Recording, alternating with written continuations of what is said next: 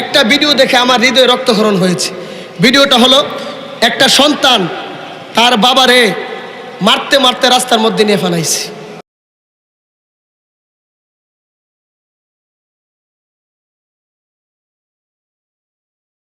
ওরে আখেরাতে কি দেখাবো নেই কোনো পুঁজি, আখেরাতে কি দেখাবো নেই কোনো পুঁজি, একটা পুঁজি সে তো আমার নূরের নবীজি, একটা পুঁজি সে তো আমার নূরের নবীজি, নূরের নবীজি আমার মায়ার নবীজি, নূরের নবীজি আমার মায়ার নবীজি, আমায় একটু দিদার দিতে হয়ে যাও রাজি, আমায় একটু দিদার দিতে হয়ে যাও রাজি।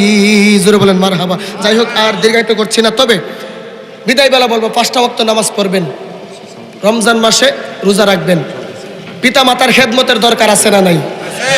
জোরে বলেন আছে না নাই? আমাদের সমাজে বহুত যুবক আছে মা বাবার মনে কষ্ট দেয়, আছে না নাই? যুবক ভাই কদমে হাত দিয়ে বলি, মা বাবার মনে কষ্ট দিবেন না। আমি একটা বিষয় নিয়ে কথা বলি। আজকে যখন আমি প্রোগ্রামে আসতেছি, হঠাৎ করে আমি ফেসবুকে ঢুকলাম, আমার একটা আইডি আছে পিরজাত হাফেজ সুজন। এই আইডিতে ঢোকার পরে একটা ভিডিও দেখে আমার হৃদয়ে রক্তক্ষরণ হয়েছে। ভিডিওটা হলো একটা সন্তান তার বাবারে মারতে মারতে রাস্তার মধ্যে নিয়ে ফেলাইছে। এই যে দেখেন, বাবারে মারতে মারতে নিয়ে রাস্তার মধ্যে ঘাড় ধাক্কা দিয়ে ফেলে দিছে। এই সমস্ত সন্তান আল্লাহ বাবাদেরকে দেওয়ার চাইতে না দেওয়াই ভালো। কথা কয় না? আমার বাবা নাই, আমি আজকে 8 বছর হয়েছে বাবা হারাইছি। আমার বাড়ি ব্রাহ্মণবাড়িয়া। যদি আমার বাবা বাইসা থাকতো, একটা কথা বলতে গেলেও চিন্তা ভাবনা করে কথা বলি, দরবার সালাই একটা কাট দিতে গেলেও চিন্তা ভাবনা করে দেয়, কারণ ভাই আছে, বন্ধু আছে, বান্ধব আছে, কিন্তু বাবার মতন আপন কেউ।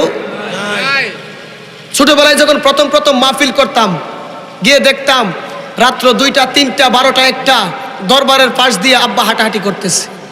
বলতাম সবাই ঘুমায়, আপনি কেন ঘুমান না? এবার ডাক দেব আব্বা বলতো যে যখন আপনি বাবা হবেন তখন বুঝবেন, কারণ সন্তান যদি বাহিরে থাকে মা বাবার চোখের মধ্যে ঘুম আসে না। যেই বাবা নিজে না খাইয়ে আপনি সন্তানের খাওয়াইলো, যেই মা 10 মাস 10 দিন আপনাকে গর্ভে ধারণ করলো, ওই মা বাবার মনে কষ্ট দিয়া যদি আপনি মক্কা মদিনার ইমাম হয়ে যান, আপনার ওই ইমামতি আল্লাহর দরবারে কখনো কবুল হবে না। একটা এক্সাম্পল 2 মিনিটে উদাহরণ দিচ্ছি। একটা যুবক শাশুড়ি ফোন দিছে, ফোন দেওয়ার পরে বলতেছে জামাই কোথায় তুমি? এটা বাস্তব ঘটনা। জামাই বলতেছে আম্মু আমি আসতেছি। আম্মু আপনার কি লাগবে? এবার বলতেছে জামাই কিছু লাগবে না, আমার জন্য ইলিশ মাছ পাঠাইয়া দেও। আমি তো ইলিশ মাছটা পছন্দ করি, পাঠাইয়া দেও, আর মিষ্টি মিষ্টি পাঠাইও, রসগোল্লা এগুলো পাঠাইও। আম্মু সমস্যা নাই, চিন্তা করেন না, আমি আপনার জন্য নিয়ে আসতেছি, অসংখ্য জিনিসপত্র নিয়ে আসবো। এর কিছুক্ষণ পরে মা ফোন দিছে। মা ফোন দেওয়ার পরে মা যখন ফোন দিল, বাবারে আমি তো অসুস্থ, আমার 500 টাকা দিবি, আমি ওষুধ খেয়ে না খাইতাম। এবার ডাক দেখো, তোমার বুঝি হাই আর কোনো কাজ নাই, তুমি অন্য ফুলার কাছে চাইতে পারো না, আমি এমনি নিজে হাইতে পাই না, তুমি আমারে জ্বালাও। চিন্তা করেন, সিন্নি খাইলো যার দ্বারাই, মোল্লা চিনল না। যেই মাটা পেটের মধ্যে ধরছে ওই মা 500 টাকা চায়, তার কাছে তিতা লাগে। আর শাশুড়ি ইলিশ মাছ চায়, সে মিষ্টি মধুর কথা বইলা কই আসতেছি। এক রিক্সার ড্রাইভার বলে ভাই আপনি এর আগে প্রথমে কার সাথে কথা বলছেন? বলে শাশুড়ির সাথে। কই আপনার মোবাইলটা দিয়া শাশুড়ির ফোনটা লাগাইয়া দেন। ফোনটা লাগাই দিছে। আপনি কথা বললেন না? এবার বলতেছে আপনি কে হন আমি জানি না, উনি তো অ্যাক্সিডেন্ট করে এখন গুরুতর অবস্থা আছে, এখন কি করব, আমি রিক্সাওয়ালা মানুষ, আমি বুঝতে পারতেছি না ওনাকে নিয়ে এখন কি করব। শাশুড়ি কয় তুমি আমারে ফোন দিও না, এই মোবাইলের মধ্যে মা দিয়ে একটা নাম্বার আছে, ওই মারে ফোন দিও। সে শুনতেছে। যখন মারে ফোন দিছে, মা কয়, মারে যখন বলল এই ছেলেটা আপনার কি হয় জানি না, আপনার ছেলে তো অ্যাক্সিডেন্ট করে গুরুতর অবস্থা, মাটা হাউ মাউ করে কান্নাকাটি শুরু করছে। কই বাবা তুমি আমার বাবা লাগো, আমি আসতেছি, আমি জায়গা জমি বিক্রি করে আসতেছি, আমি আমার সন্তানের চিকিৎসা করাবো, আমি বাইসা থাকতে আমার জাদুমনির কিছু হবে এটা আমি সহ্য করতে পারবো না।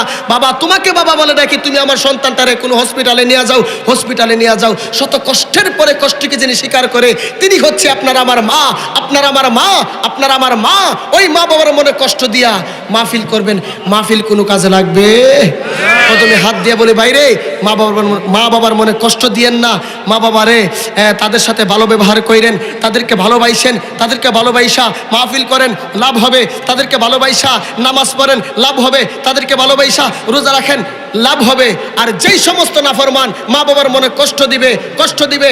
আপনাদের এই ঘটনাটা যে এলাকার মধ্যে হয়েছে, আমি এই এলাকার মানুষ, সোশ্যাল মিডিয়াতে এটা ভাইরাল হয়েছে, আপনাদের প্রতি দৃষ্টি আকর্ষণ করে বলবো, দৃষ্টান্তমূলক এই বেয়াদবকে শাস্তি দেন। যদি একটা বেয়াদবকে প্রকাশ্য দৃষ্টান্তমূলক শাস্তি দেওয়া হয়, প্রকাশ্যে তারে কঠিন আকারের বিচার করা হয়, ভবিষ্যতে কোনো সন্তান মা বাবার উপরে হাত তুলতে সাহস করবে? আল্লাহ পাক প্রত্যেকটা সন্তানদেরকে বোঝার মতন তৌফিক দান করুক। এই বলে আমি আমার অসমাপ্ত আলোচনা এখানে সমাপ্ত করে বিদায় রস করলাম। আসসালামু আলাইকুম ওয়া রাহমাতুল্লাহি ওয়া বারাকাতুহু।